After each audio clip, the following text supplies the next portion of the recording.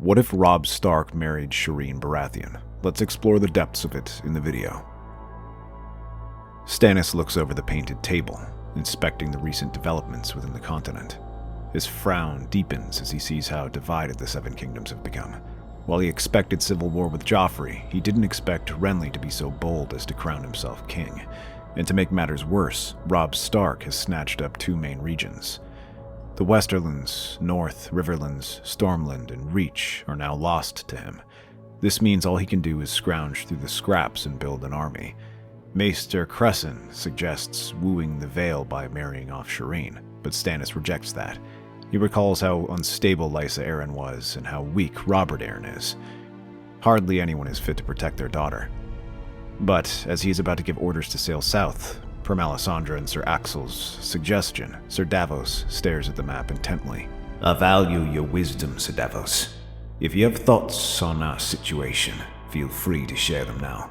Begging your pardon, Your Grace. Maester Cressen's idea is not without merit. Shireen can win its allies. But what if instead of the Vale, we send terms to Robb Stark? You'll get twice as many troops from him as you would from the Arryns, and he's a proven warrior. Few can boast pulling the lion's tail without losing an arm. Robb Stark is a usurper. He should be coming to us, offering his swords, instead of us having to come begging for his swords. Imagine how weak we would appear. Besides, he declared independence from the Iron Throne. He's declared war on King Stannis and any who might call themselves the rightful king. What makes you think he will join us? I heard the declaration, but he did that declaring against a Lannister king. But you, Your Grace, you are no Lannister. If you approach him, he might be amenable, especially if you explain your claim to him. What is there to explain? Joffrey is a bastard born of incest. This makes Stannis the rightful heir. Many might not see it that way. Do you doubt my claim? Me? Not at all. But I've served you for years, and I was by your side as you searched for the truth of this matter. Robb Stark wasn't. As far as he knows, his father died trying to put you on the throne. You need to show him it wasn't for nothing, that Ned Stark didn't just die for no reason. The room fell silent. No one dares speak as they consider these words. The others stare at Sir Davos, their displeasure clear. But then, Stannis begins to chuckle. As always, my Onion Knight sees the truth of it. Very well then. I suppose we shall have nothing to lose by attempting to make the boy see reason. If that fails, then I suppose I will know what sort of ruler he is. Meanwhile, in the Riverlands, Robb and his lords plan their next move. After declaring him king in the north, they move to make it official with a coronation, crowning him before his lords of the north and Riverlands. After that, they send terms to Cersei, demanding her recognition of their kingdom in exchange for the safe return of Jaime. Yet, as these terms are hammered out and the lords swear their fealty, Robb feels the weight of his new crown. He is eager to remove it once he gets inside his chambers. But there, a raven is waiting for him with a letter. As Robb reads it, his eyes widen in surprise. Stannis has set sail, not to King's Landing or to Storm's End, but to the Twins. At first he hears an invasion, and that he means to cut them off. But the second half is filled with assurances, and that he wishes to negotiate, selecting Walder Frey's seat as the site. There, Stannis hopes to ally with him. A part of him should be relieved by this opportunity. Stannis is an experienced commander, and the one with the strongest claim. When they declared him king in the north, he feared it would shut out the only opportunity to ally, and yet here was his chance. But he is also anxious. Stannis has the smallest army, and he knows there are plans to join with Renly in the south. To ally with Stannis would make an enemy of the younger brother. It was a difficult decision, and one that weighs heavily on his head. Now more than ever, he understands the burden of the crown, but the order is soon set out. He will treat with Stannis. Although confused and a bit concerned that Stannis would suddenly wish to meet with them, Catelyn is relieved by the prospect. If nothing else, it can mean new allies, but Robb decides to meet personally with the king, leaving command of the invasion to the Westerlands to the Blackfish. Taking a few trusted guards and lords, Robb makes his way to the crossing. By the time he arrives, Stannis and his host are already camped outside the Twins. All considered, it is not a large force, about 5,000 men in all, but it is better than nothing and more than numbers. They have experience in the claim. They escort Robb inside the Lord's Hall, where Walder Frey and Stannis are waiting, accompanied by a few advisors and a young girl with a scarred face who hides behind her guards. Yet it is Stannis who commands attention, he and his Red Woman. So, this is the great Robb Stark. I sense a strong fire within him. Yes, I'm starting to think Sir Davos was correct. Excuse me? Your flame is strong, young one. You will make a keen ally in our wars to come, against the Lannisters and the foes beyond. Enough, milady. He is not my ally yet. I suppose that will depend on how this meeting goes, and how reasonable you prove to be. That depends on your terms, Lord Stannis. We are prepared to negotiate, but my people in the Northmen are proud and have suffered greatly. We will not bow to a tyrant. Very well. Rest assured, I have no desire to make war on you or your people. In truth, I have come to seek an alliance. You have declared independence. Many would consider that treason, but given what the Lannisters did to your family, I suppose that is to be expected. But make no mistake, I intend to rule all of the Seven Kingdoms, and do not fool yourself into thinking any other king will accept anything less. Indeed. So what are you prepared to give in exchange for the North and the Riverlands? An alliance. Provide me with men to take my throne, and I shall grant you justice for Ned Stark. Your sisters and all your prisoners shall be released. I will rebuild the Riverlands and provide for my allies. You speak of an alliance, but in truth, it will be my men who do most of the fighting. The men who raised me and made me king. If I turn my back on them, I shall look weak. That is why I offer you a way out. Join me, and I shall grant you my daughter, Shireen, as a wife. Catelyn gasps, and Robb blinks in surprise. The young girl pokes her head out from her guards and bows nervously. Stannis grinds his teeth as he forces the words out. It is not much easier for him to offer something like that, but he manages to say it. But Walder does have something to say. Hang on a minute. The king in the north is already betrothed to one of my children. It was an oath agreed to already. Yes, I heard. And you best be grateful it was this boy you did this to and not me. I do not have his forgiving nature. Do not think I forgive men who forget their oaths when they become an inconvenience. You should have offered your swords freely and not shaken down your liege lord like some glorified toll-taker. I would have burned your crossing to the ground. Walder Frey grits and sucks his teeth, but all the lords in the room were thinking the same thing. Yeah, you would offer me your daughter. Make no mistake, Stark. This is no easy decision for me to make. I love my daughter, so you best be willing to treat her how she deserves. Robb nods, understanding this responsibility, but also the opportunity. It is a way out. A way for him to relinquish his throne while still being able to save face. An alliance with Stannis could be useful, and it could allow him to march on King's Landing or Tywin Lannister's host directly. And what of me? Robb Stark swore an oath to my marriage. You talk of honor and duty, but you are prepared to turn your back on me. Be grateful you aren't offered up to the flames, old weasel. I will not be insulted in my keep, king or no king. Please, calm, everyone. Lord Walder is partially correct. It would be unjust to leave him with nothing. May I suggest an alternative?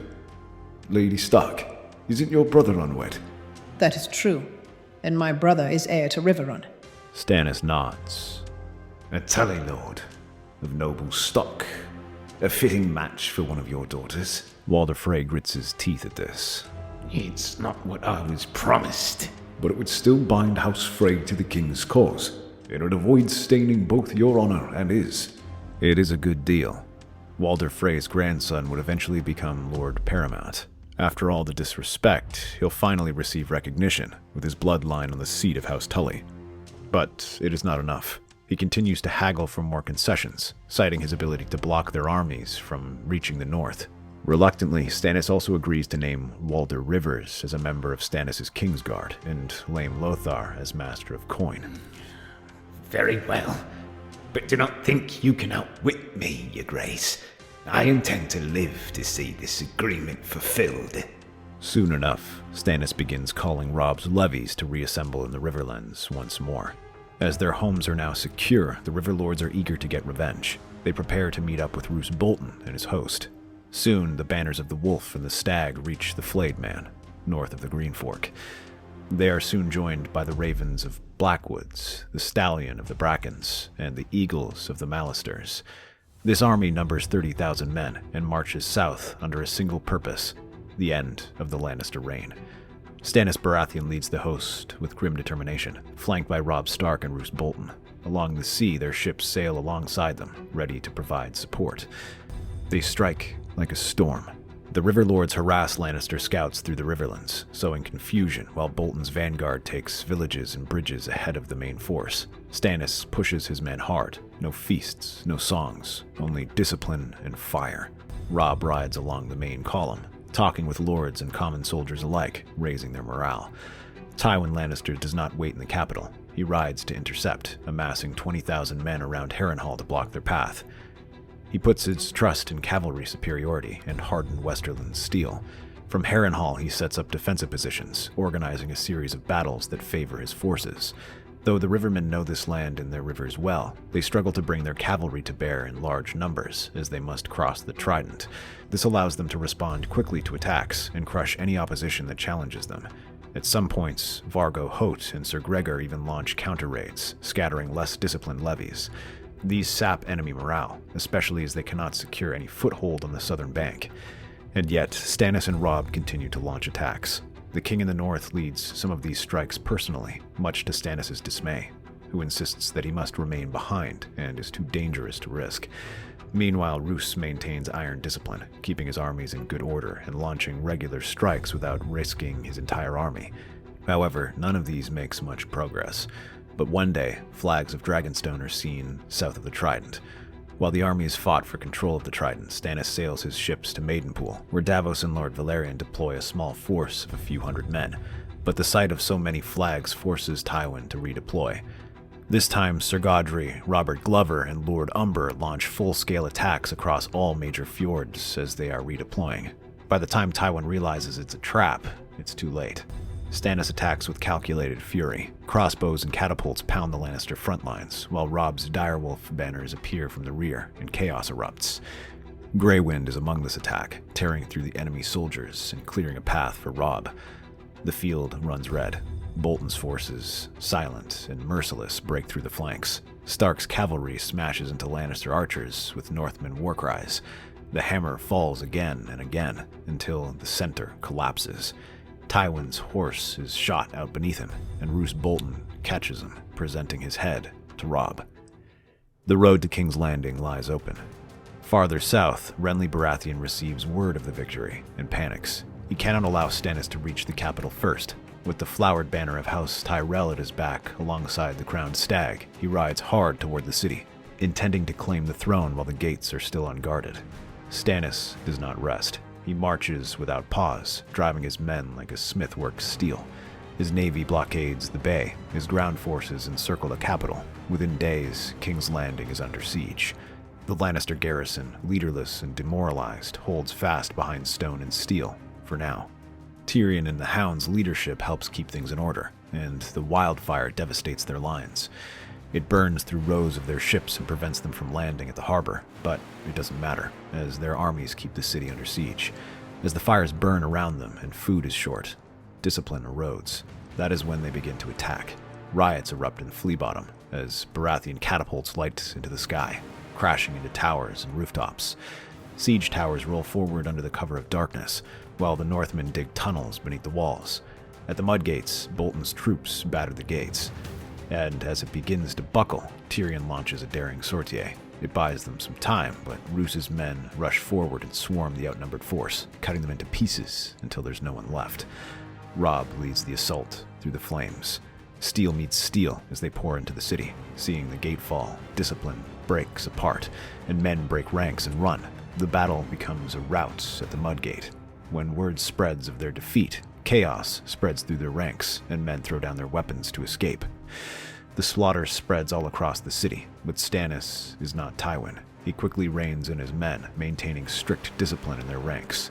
He refuses to let them pillage and quickly enforces strict discipline in the ranks.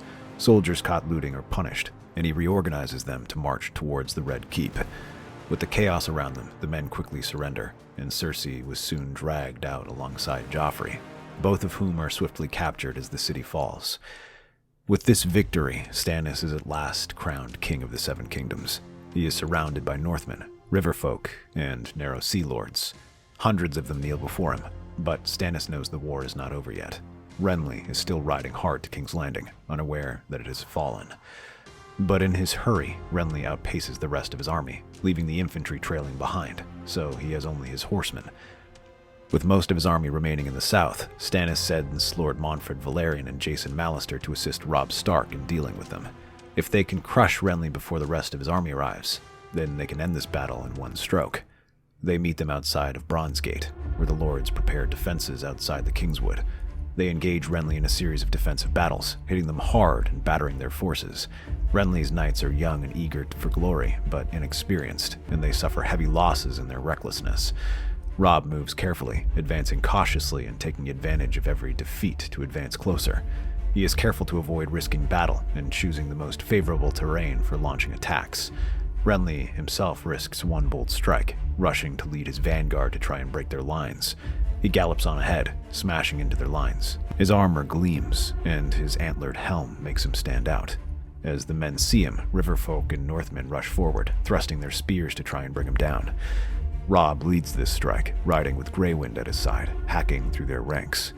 When Renly sees this, he is stunned by the sheer aggression of the Northmen, which overpowers his men's discipline. Only his Rainbow Guard prevents him from being killed, as Robar Royce gives his life to allow his lord to escape. Renly makes his way back to the Stormlands, and though the Royalist forces give chase, they cannot hunt him down.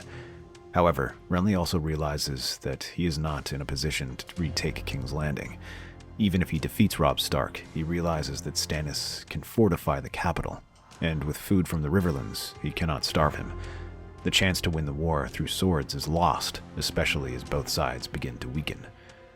Seeing Stannis' success on the battlefield, and that he now holds King's Landing in Joffrey, some Stormlanders and Reachmen begin to reconsider their alliances. The Stormlanders who realize begin crossing over, and many lesser Reach houses are less keen on fighting a long drawn-out war to satisfy their liege lords' ambitions. Some houses begin to withdraw their levies, the first being House Florent, but many others begin to follow, sapping Renly's strength. Some even secretly bend the knee to Stannis. This would put Stannis in a prime position to take advantage of the chaos, but even his men begin to return home. The Rivermen are not keen on rebuilding their homes after the war, and the Northmen's situation is even more dire. Troubling reports soon arrive of an Ironborn invasion in the north, requiring them to deal with it immediately. Although Stannis reminds them of their loyalties to him, they are quick to remind him that they will not choose him over their homes, and Davos agrees not to push them. Though the defectors from Renly's army in the Crownland and Westerland houses who bent the knee lack the experience of battle-hardened riverfolk. Seeing their armies melting away, both sides agree to parley in Storm's End. While most of the royal fleet leaves to take the Northman army home, Stannis takes his flagship to his ancestral home, where Renly is waiting with his army camped outside. An impressive host you've gathered to support your treason, brother, and yet it hasn't been able to crack my defenses. I hope you've seen the folly of this path. In a manner of speaking, I see little reason for us to water our homeland with the blood of our soldiers, so I've come to offer terms. I will recognize you as king if you allow me to remain in control of the Stormlands and name me your heir and hand. It seems you have not realized the seriousness of your situation. What makes you think I will agree to such terms? You are bold, my lord. I will grant you that. But that boldness will be the death of you. Many of your men no longer believe in your cause. I've seen it in the flames. Though they shout your name, their hearts are not yours. Continue this foolishness, and you will see your own crown turn to sand before your eyes. Besides, I already have an heir, Shireen. Do you think the Tyrells of the Dornish will accept her? She is a sweet child, but helpless and inexperienced. And a girl. Wars have been started over this. I do not care what the fat flower thinks, especially after he raised his sword against me. He should consider himself fortunate that I let him keep Highgarden Shireen is my heir, and she has already been betrothed. Yes, to Robb Stark, I hear. Tell me, you call treason to the Tyrells, but allow a man who declared independence to be your godson. Robb Stark put aside his crown when it came to the good of his kingdom. He pledged his swords to me, and blooded them in King's Landing and Harrenhal. He's proven to be more loyal than you, and he's offered that loyalty before I bloodied his nose. Still, I'm not unreasonable. For the sake of the blood we share, I will let you keep Storm's End, and even your position in the small council. But I will not hear any more talk about succession. I am doing this for your own good, Stannis. The realm will not accept Shireen. Perhaps not, but they will surely accept her when paired with Robb Stark. I've heard you claim the same thing about me when you raised your banners. Yet, here we stand. This is the king's final offer, Lord Renly. Accept it or face him in battle. A flicker of anger crosses Renly's face as he knows Stannis holds the cards in this negotiation. He curls his fingers into a fist, but forces a smile as he nods his head. Very well then. At least my brother is an excellent negotiator. Though he manages to squeeze a few more concessions, like naming Sir Loras as part of the Kingsguard and having Paxton Redwine named Master of Ships. But despite these concessions, it is clear Stannis won the negotiations, as Renly is not made heir. He barely manages to salvage his alliance with the Tyrells after he promises them that he will find a way to secure control of the succession. However, the chance to do so in battle is lost, and instead he must do so through politics. So Renly returns to King's Landing with his entourage, where they begin to rebuild the Seven Kingdoms. Stannis starts his reign by offering sacrifices to R'hllor and clearing out the court of those he deems untrustworthy. Cersei, Pycelle, Varys, and Littlefinger all find themselves on the pyre, punished for their crimes against the realm and preventing the legitimate succession of King Stannis. But the last to join them is Joffrey himself. The young king goes from screaming threats and obscenities to sobbing for mercy in an instant. He screams and pleads for mercy even as the flames around him lick his body.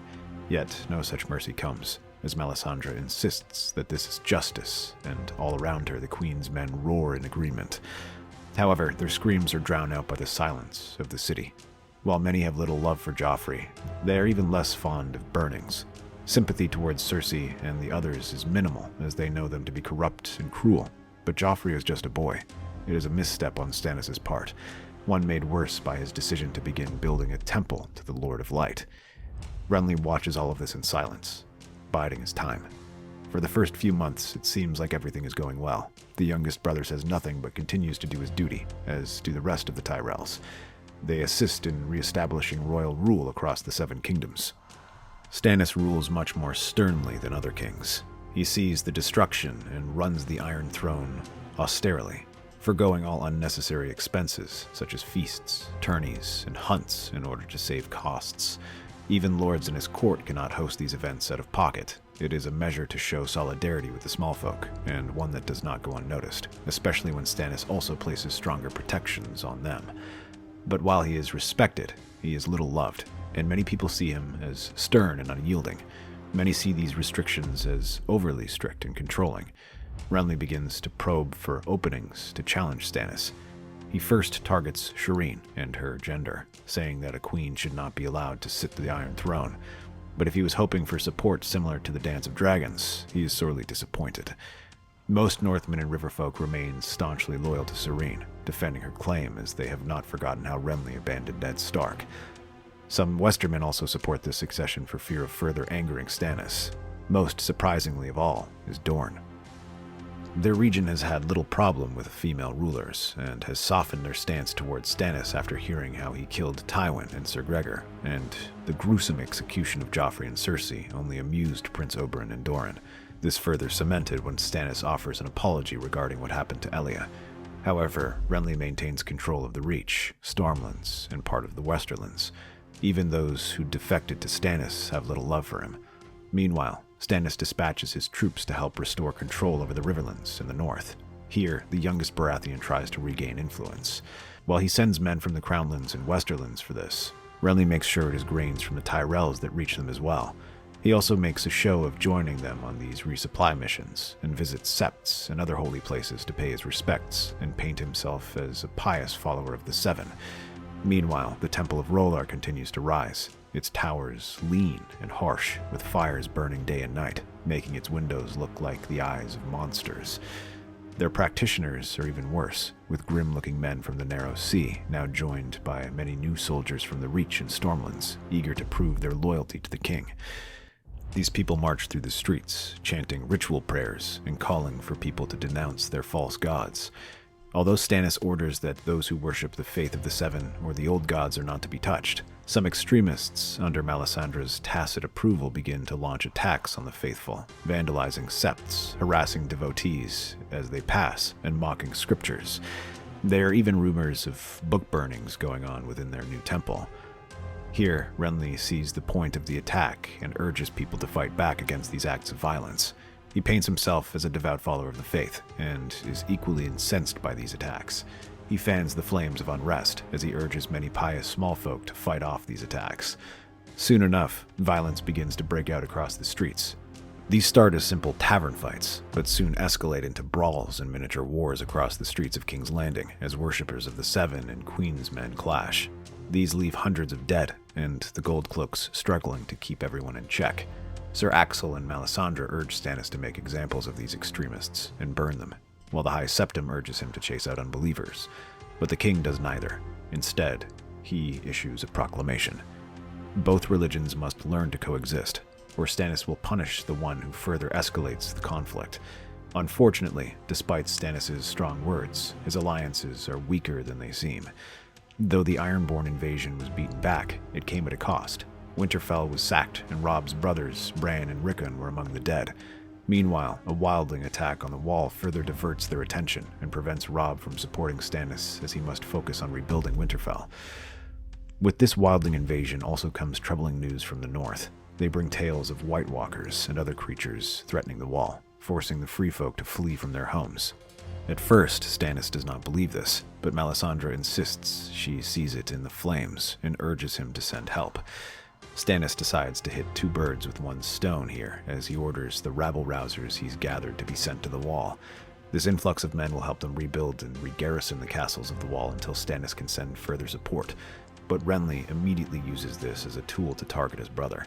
He makes it sound like pious, God-fearing men are being sent to the edge of the earth simply for their beliefs. Men from both religions are not pleased and blame one another, and soon those who follow the Seven begin organizing. The most fanatical call themselves Sparrows and gather around a man called the High Sparrow, who organizes marches and prayer rallies to challenge the rule of King Stannis. They even suggest that Renly should be king.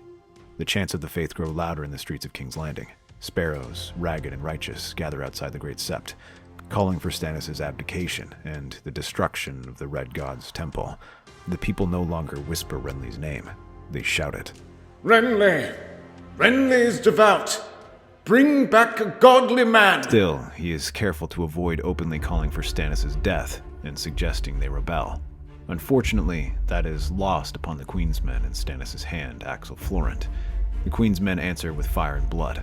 During the next rally, their knights come blazing in, weapons drawn. In the alley and under the looming walls of Baelor's Sept, fire meets faith. Sir Alex Florent, face flushed with righteous fury, orders his men to purge the heretics. The Seven's followers are hunted through the streets. Temples burn. Septims are hanged from lantern hooks. Shrieking mobs of zealots tear through the capital. Over 300 die, including the High Sparrow. Atop the Red Keep, Stannis watches the smoke rise. His jaw clenches. He does not speak until the court gathers. Melisandre waits quietly in the corner, her eyes glowing with certainty. Axel stands proud before his king. You put me in a difficult position, Ser Axel. The people are not pleased. It was necessary. They defied the Lord of Light. They defied you, Your Grace. Begging your pardon, Your Grace. They were merely shouting and showing their frustration. True, such words are foolish, but they didn't pick up clubs and march on the Red Keep. They called our king a heretic. Are we supposed to simply accept that? You've said such things about them and worse. Your Grace, this is an act of cruelty, and one the small folk will remember. Most folk like us don't care what god the king worships, but they will remember who butchered their families. Their souls were saved from the Great Other. Enough! Sir Davos sees the truth. You are no champion of justice, Ser Axel. You are a butcher. You have disgraced this court upon my name and upon your house. You seem to enjoy condemning men to the pyre. Maybe you should join them. That night, Stannis personally lights the pyre. He does not speak, but all of King's Landing hears the fire crackle. Melisandre says nothing. Her influence wanes after this. The next morning, Sir Davos Seaworth is named Hand of the King. But though it covers the wound, the damage is done, and Renly at last strikes while the fire still burns. He calls his banners from Storm's End and Highgarden and declares Stannis a false king, corrupted by foreign gods and sorcery. He wraps himself in the Seven's light and takes up the sword of righteousness. The Sparrows crown him the King of the Seven. Septons proclaim his holy cause. Knights of the Reach rally behind him. Stormlords dust off their banners and ride to him. Renly rides at the head of 50,000 men, flanked by the Tyrell host and a host of sparrows chanting hymns and verses. Sir Loras rides beside him, white cloak shining in the sun, his helm a golden rose. This is no war of ambition. This is a war for the soul of the realm. Davos counters as best he can.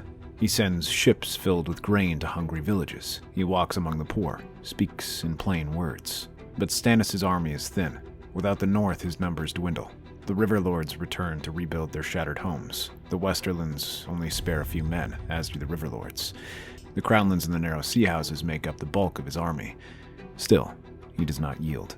Oberyn strikes from the south, tying down half the Tyrell army to contend with his raids and attacks. This prevents most of Renly's army from joining him as he strikes out like a viper, but these 50,000 present an overwhelming force. Stannis moves to the Riverlands to meet him. He takes up position in Harrenhal, fortifying it and fighting a series of defensive actions. Though outnumbered, Stannis is the better commander and halts his attacks, but is careful to avoid overextending himself or taking undue risks. He manages to halt their advance at several points, preventing them from crossing over to the Crownlands. But these victories are fleeting, and Stannis writes to Robb, urging him to ride south. In the meantime, he hunkers down in Harrenhal and prepares for a siege. Compared to his lethargic state during the war, Renly attacks with energy, committing multiple powerful strikes aimed at dislodging Stannis. He leads these attacks and shows that he truly is Robert's brother, slaying many great knights and driving them to the breaking point. Though Stannis lacks the charm of Renly, he makes up for it with iron discipline and holds these attacks back. In the meantime, Davos continues to win the small folk over and slowly gathers more men to reinforce Stannis. Melisandre continues to read the flames, searching for any signs that can aid her king. She is eager to regain his support and knows she must provide something tangible. She stares deep into the dancing flame and sees it clearly. Two men, armor discarded, wrapped in silk and secrecy. Renly and Sir Loras, the king of the Seven and his sworn brother, lovers beneath a canopy of lies. Aye. Is that all the flames tell you? Half the realm knows that, but they would rather stick their fingers in their ears than face the truth. You will need more than your visions and a different voice. Melisandre soon begins asking around those close to Loras, his household, allies, and his former sworn brothers in the Kingsguard. Among them, one man speaks out, Walder Rivers. I saw them myself, in Renly's tent, his lips on Sir Loras' throat, not even trying to hide. The news spreads like a plague. At first, Renly laughs it off. They fear love more than fire. But the Sparrows do not laugh. They cry blasphemy. They cry abomination. They cry judgment. They fought against Stannis to replace him with a godly man, but as they see Renly, they regard him with fresh eyes. The backlash to the Tyrells is no less fierce. Loras is a knight of the Kingsguard. They justified his defection by pointing out that Stannis does not allow the faith of the Seven, the same gods to whom they swore their sacred oaths.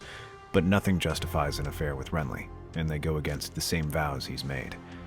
Lords approach Renly, saying they can no longer support his claim, and march their levies home. Others curse him as a liar. The Sparrows refuse to fight, refuse to lend their support. Instead, they say they return to wandering. At least most do. Others decide to act. One night, beneath a banner of stars and swords, they strike. A mob of fanatics storms Renly's tent. They curse him, calling him a liar and a hypocrite, as they brandish axes and clubs. Ser Loras defends his king, cutting down half a dozen zealots before being overwhelmed. He falls before the mob under a sea of cudgels. Renly can only scream as dragged into chains. The next day, the banner of the Seven still flies, but without Renly. The Lords of the Reach begin to whisper. The Tyrells lose control. House Fossaway bends the knee to Stannis. The High Towers seal Old Town and close their gates. Others simply go home and act as if nothing happened. Mace gathers those who remain and urges them forward, desperate to break Stannis, or at least negotiate better terms. Even with half his army gone, he still outnumbers him and launches an attack. But as the battle is joined, banners flutter in the distance as Robb Stark arrives alongside 10,000 men and rescues Stannis. They hit Mace from the flanks and begin to roll up his lines, driving back his forces and crushing them. The Fat Rose barely escapes before being captured by his bannermen, who force him to yield. Without Loras, Renly, or Mace, the war sputters to an end. Renly is brought to King's Landing in chains. Stannis looks over at him. Let the realm see what ambition becomes. I spared you once for the sake of the mother who bore us, but you repay my forbearance with treachery. I cannot forgive that, and for that you shall burn. Outside the newly christened temple, one more figure burns. Renly Baratheon screams, denouncing Stannis and saying he should rule, but this time the faith does not hear him. Sparrows hiss, and Queen's men curse his name. But even as the ashes scatter to the winds, Stannis' rule remains shaky as the religious tensions remain. To help smooth things over, Robb tries to gain support for Stannis. He visits the small folk affected by the war alongside Shireen. They offer support, money, or simply provide some kind words. Neither one is a follower of the Lord of Light, offering hope to the people that Baratheon rule will not be dominated by R'hllor, especially Shireen, who is devoutly devoted to the Seven, along with Davos. Though Robb does not follow the new gods, Catelyn helps him gain support with her presence. She can often be seen praying in septs and talking about Ned and Robb's kindness. The Rivermen are also fond of Robb, recalling how he defended them from the Lannisters, winning them some support. It is slow, but the realm slowly begins to heal and recover. Yet some trouble remains, as Mace does not give up his attempts to gain the Iron Throne, especially as his influence wanes, and there are rumors that Stannis plans to remove them as Lords Paramount. The realm begins to breathe again. The streets of King's Landing are quiet. The Riverlands slowly mend their scars. In the north, rebuilding continues under Robb's watchful eye, but in the Reach, the followers fester. Mace Tyrell is not content to fade into memory. Stripped of power, surrounded by defectors, and mocked by bannermen who whisper of failure, he plots his final move. He reaches across the sea, sending envoys to a queen of fire and prophecy, to Daenerys Stormborn. He offers her a husband, his eldest son, Willis, and with him a kingdom. Daenerys accepts. The Unsullied land in the Reach under the Tarly banner. Behind them, sellswords carve paths through vineyards, and overhead, the dragons come, black, green, and gold. They march south, aiming to punish the Dornish for opposing them last time, hindering them from taking King's Landing with their full strength. As they approach the marches, word is sent out that it is Dorne's time to pay. Prince Oberyn leads a host north, meeting Daenerys' army in the Prince's Pass. Their light cavalry rushes out, hurling javelins and retreating behind rows of spearmen and archers. The Unsullied pause, but do not break. They clash spears with the eunuchs, their phalanxes meeting while arrows and missiles rain overhead. The Red Viper fights in the center, twirling his spear around and thrusting them at his opponents and cutting through them. The Dornish are skilled, but there is no beating the slave soldiers, and the spearmen are forced to break off. Yet Oberyn can let them retreat in good order, as his cavalry and archers prevent the sellswords from pursuing. He regroups and prepares to fight for another battle, but it is not her true strike. While soldiers clash in a costly stalemate, Drogon, Viserion, and Rhaegal arc across the skies towards Sunspear. The highest towers of Sunspear burn and allow a small ship to land in Shadow City and detain Doran and the Sand Snakes. As Dorne reels, Mace marches east. With what remains of the Reach's strength, he rallies his forces. The presence of dragons is enough to frighten his fair-weather bannermen to join him. They advance towards Storm's End and lay siege to it, dreaming of reclaiming the seat stolen from his king. With the two regional capitals of the south under siege, Stannis cannot afford to fight defensively at this time. Instead, he must march out and liberate his home, or risk looking weak. But it is not Stannis who answers. It is Robb Stark, cloaked in gray, his sword wet with rain and vengeance. He rides out with Northmen and Riverlords and rides through the Stormlands, gathering allies as he does to meet Mace. Even with his army, he is still outnumbered by Lord Tyrell. Their first clashes are indecisive, but then Robb strikes during a dense fog after a rainy night. As the Tyrell men move to inspect the grounds, Greywind leaps out and pounces on the nearest man-at-arms. He throws the man off his horse and tears into his throat. A group of Northmen rushes out after them, sweeping their axes and swords to hack down the others. As the Tyrells chase after him, the Northmen retreat, and more reinforcements are pushed into the battlefield. However, this is a feint, since Robb uses this to draw off as many enemy soldiers as possible, where an ambush is waiting. He and the Stormlanders rush through them and hack through the pursuing Tyrell force and wiping them out. As that happens, Roose Bolton takes another force and advances deeper into the Reach. Crops are torched, storehouses fall, rivers clog with ash. The flour chokes in its own fields. And behind it all, Davos Seaworth whispers, "Starve the people and they will turn on their lords. Bring fire and they will fear dragons." It is not a decision he is proud of, pushing people like that. But it is a hard decision, since they need to break the Reach's will to fight. These attacks are ones Daenerys and Mace cannot ignore, and both turn to face them. As the dragons prepare to depart Dorne, Davos sails south to Dorne, approaching Sunspear with Melisandre, where she unleashes her surprise. A shadowy assassin glides through the water, sneaking into the castle and making quick work of the garrison Daenerys leaves behind. Their throats are slit, and in a matter of hours the castle is retaken. But before they depart, the shadow assassin leaves something for Viserion. The next time Viserion takes flight, his wings falter. He moves with less certainty, and his movements are unfocused, all without a trace of the assassin. But the dragons do not stop, and once they cross the border, Daenerys unleashes her fury on the Northmen hiding in the countryside, ordering her dragons to burn the tree line, the hills, the fields. Greywind howls from the shadows as villages are scorched in the name of justice. This is meant to leave little room for the Northmen to ride or resupply. Randyll Tarly agrees, a scorched earth tactic to starve the enemy in their lands.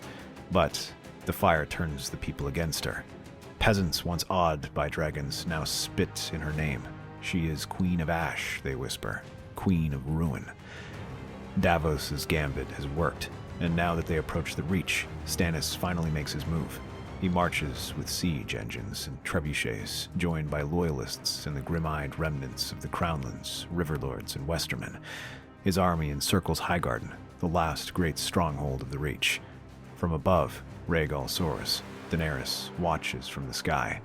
The Unsullied stand in the right flank, while the Reachmen hold the center. To their left, a great mass of freedmen and sellswords. The Rivermen meet the Unsullied and clash with their rows of spears. The arrows rain down on them, followed by axe and swordmen, trying to hack through the spear walls with limited success. But the sheer ferocity of these attacks and the hardiness of the riverfolk keep the battle in a deadlock. Meanwhile, the Lannisters sweep through the sellswords and freedmen. Their well-trained, well-armored soldiers come crashing down hard on them. Though the sellswords fight fiercely, the disparity between armor and training soon shows itself. In the center, the Crownlanders and Northmen hit the Reachmen. Great John Umber leads the charge, his axe sweeping overhead as they act like shock troopers, hitting the Reachmen hard. Their lines buckle against this onslaught, but Randyll Tarly keeps them in line. However, high above, the dragons swoop overhead. Their cries deafen the battlefield as they unleash fire on their rear lines. Men scream and begin to panic. The Reachmen see opportunity and push forward. Mace urges them to strike forward and drive them back. As their lines buckle, the Royalists start to give ground. But Stannis does not blink. He calmly orders his artillery to take aim and then prepare to fire. Viserion proves to be the easiest target, as his poison continues to hamper his flight. He moves sluggishly as he circles for another attack. A scorpion bolt flies, then another. The third pierces Viserion's chest, a wound from an earlier fight reopened. The dragon falters. He crashes down on a flaming tower, roaring in agony. Stannis stands unmoved as the creature breathes its last. The battlefield falls silent. Seeing him fall, only then does Stannis raise his sword and signal his men to attack. Around him, his armies rally and rush forward. This time, it is the Reachmen who break and split the army in two. Though Mace tries his best to rally his troops, a charge by Greatjon breaks the center and forces him to retreat. With their army cut apart, the The left flank falls to the Blackfish and Walder River, who charge forward and cut Mace's horse from underneath him. The Lord of the Reach is trampled beneath retreating hooves. Daenerys lands amid the carnage. She stares at the fallen body of Viserion, at the burning ruins of her allies, and at the empty stares of the small folk who once called her savior, and then at Stannis, who rides forward with his guards. This battle has cost you dearly. It would be wise to surrender while you can. Save what you can. So you can sit atop your stolen chair. So you can return to your own kingdom, the one you abandoned to conquer mine. It isn't yours. This was my father's land. Perhaps once. But look around you. The dragons are gone, and people will not accept it. We are living in a new age. Now, I will give you the choice of how this ends. I will not kneel. You will not have to, but you will leave. Daenerys looks at the carnage one final time and bows her head. With this defeat and her allies fleeing around her, sustaining a war becomes untenable. She still has her dragons, but now all of the Seven Kingdoms are against her, and she has no hope of reinforcements. Instead, Daenerys swallows her pride and accepts Stannis' offer of letting her return home. And with that, Stannis can at last return to the Iron Throne in peace.